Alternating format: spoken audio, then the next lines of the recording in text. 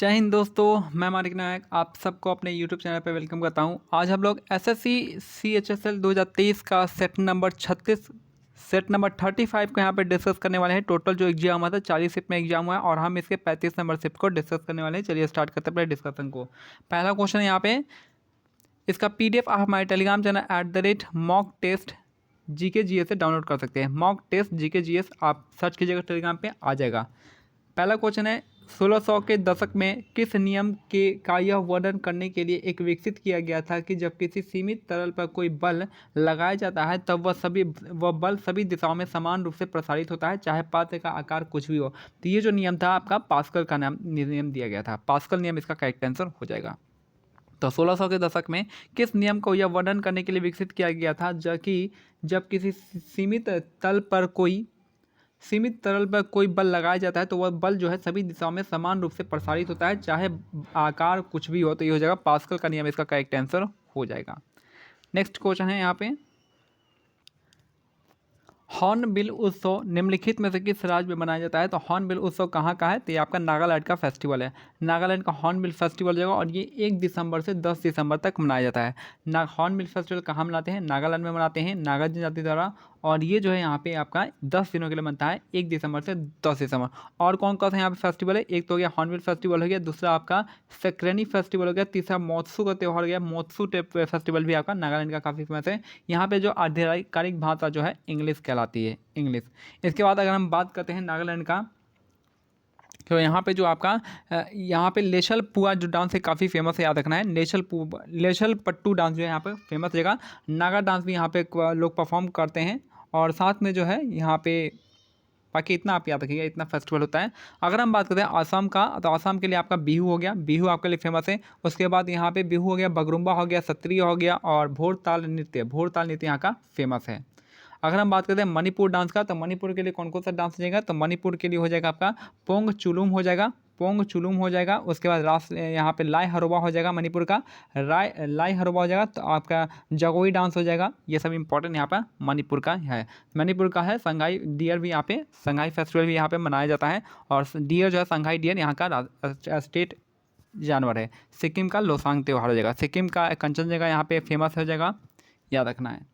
Next है, निम्नलिखित में से किस भारतीय महिला शटलरों में से कौन मैड्रिड स्पेन मास्टर 2023 टूर्नामेंट की उपविजेता रही हैं? तो पीवी सिंधु इसका करेक्ट आंसर हो जाएंगे। तो निम्नलिखित भारतीय महिला शटलरों में से कौन मैड्रिड स्पेन मास्टर 2023 टूर्नामेंट में उपविजेता रही हैं? तो पीवी सिंधु इसका करेक्ट आंसर हो जाएंगे। 2011 के जनगणना के अनुसार भारत के किस राज्य का साक्षरता दर सर्वाधिक है? तो साक्षरता दर सबसे ज़्यादा है केरल का है।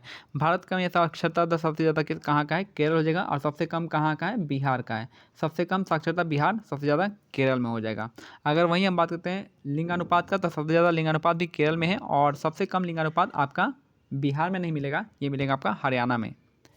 नेक्स्ट है, कौन सा देश वॉलीबॉल नियमों का पहला आधिकारिक संकलन लेकर आया और YMCA द्वारा प्रकाशित किया गया था? तो ये आपका अमेरिका इसका करेक्ट आंसर हो जाएगा। कौन सा देश वॉलीबॉल नियमों का पहला आधिकारिक संकलन लेके आया और YMCA द्वारा प्रकाशित किया गया? तो अमेरिका इसका करेक्ट आंसर हो जाएगा। नेक्स्ट है, निम्नलिखित में से किस राज्य में नाबार्ड ने पहली बार ई शक्ति परियोजना स्टार्ट की है? तो ई शक्ति परियोजना झारखंड और महाराष्ट्र में स्टार्ट की गई थी।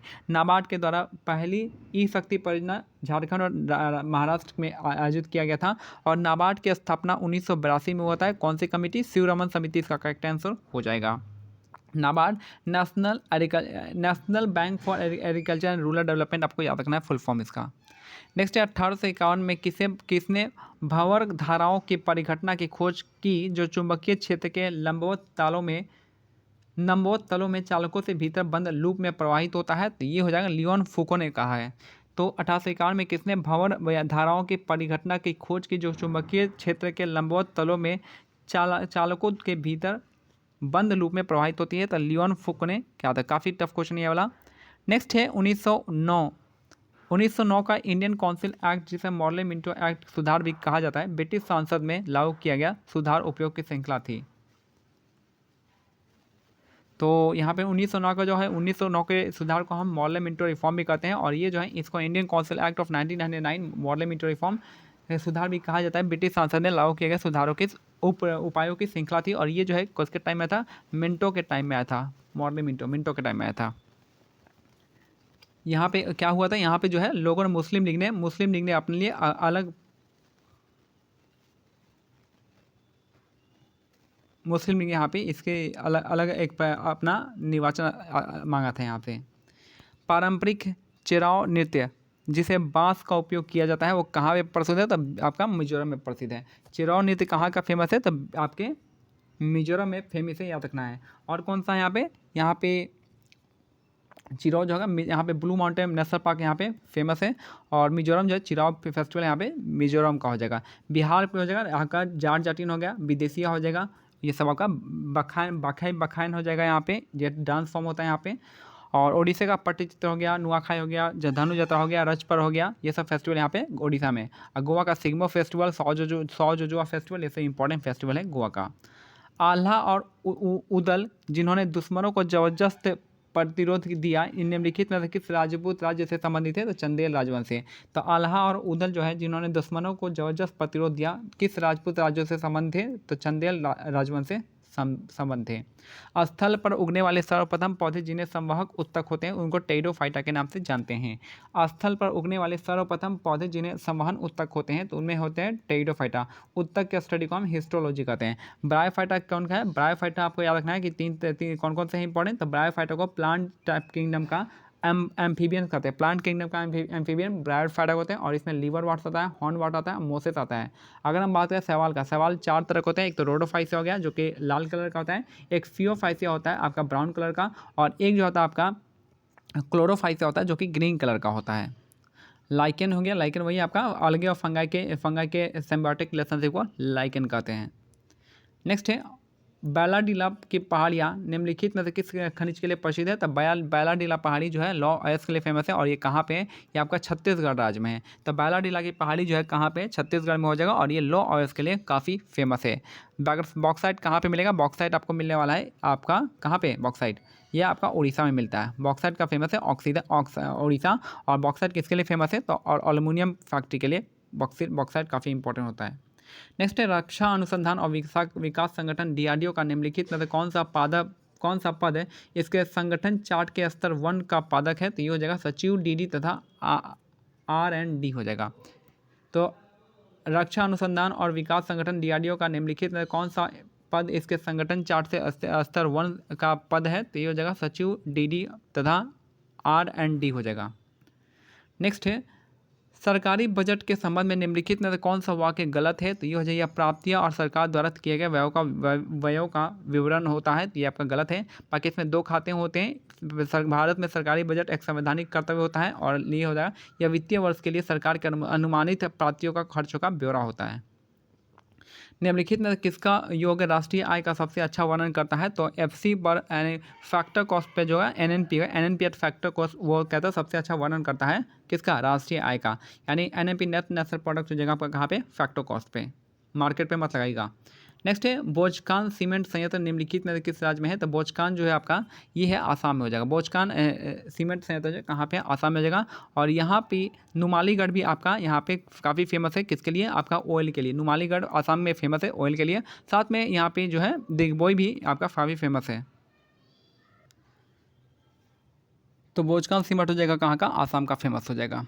नेक्स्ट क्वेश्चन यहाँ पे याद रखना है, मध्य प्रदेश में किसका होगा, मध्य प्रदेश में डायमंड का हो जाएगा। डायमंड जो हो जाएगा क्या कहते हैं, डायमंड। पन्ना हो जाएगा, पन्ना mining.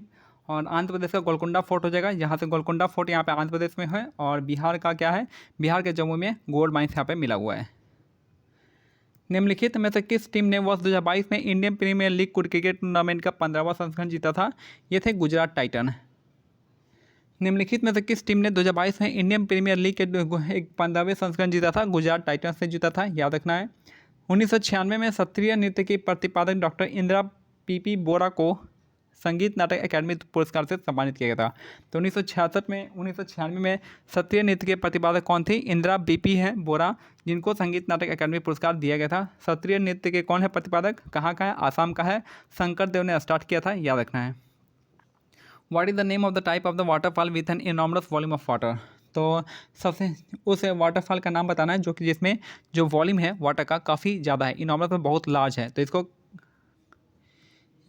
What is the name of A type of waterfall with an enormous volume of water. तो ये क्या दे रखा है, ये क्वेश्चन ही आई थिंक देगा, कैटरेक्ट दे रखा है, कैस्केड रैपिड यहाँ पे कैटरेक्ट, तो एक नाम होगा इसका कैटरेक्ट हो जाएगा।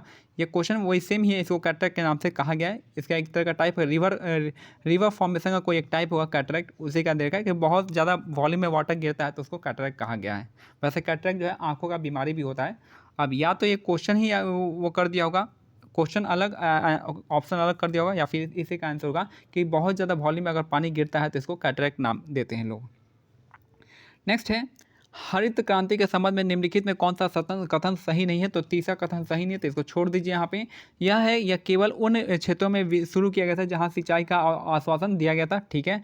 यह मुख्य रूप से गेहूं और चावल उगाने पर लक्ष्य केंद्रित था, और यह अंतर्राष्ट्रीय एजेंसियों द्वारा वित्त पोषित किया गया था। यह हमारा तीनों का तीनों स्टेटमेंट क्या है, करेक्ट है। नेक्स्ट है, मुद्रा का संचालन जो है संचलन वेग कहलाता है क्या। तो मुद्रा का संचलन वेग जो है मुद्रा की इकाई का एक इकाई अवधि में जितनी बार हस्तांतरण होता है उसको कहते हैं। तो मुद्रा का संचलन वेग क्या होता है, तो मुद्रा की एक इकाई का एक इकाई अवधि में जितनी बार हस्तांतरण होता है, चेंजेस होता है, उसको हम कहते हैं मुद्रा का संचलन वेग। नेक्स्ट है, करनाल का युद्ध भारत में के विरुद्ध निम्नलिखित में से किस आक्रमणकारी के आक्रमण के लिए जाना जाता है। तो करनाल का युद्ध हुआ था नादिर शाह के अगेंस्ट हुआ था। नादिर शाह ने करनाल का युद्ध यहाँ पे किया था।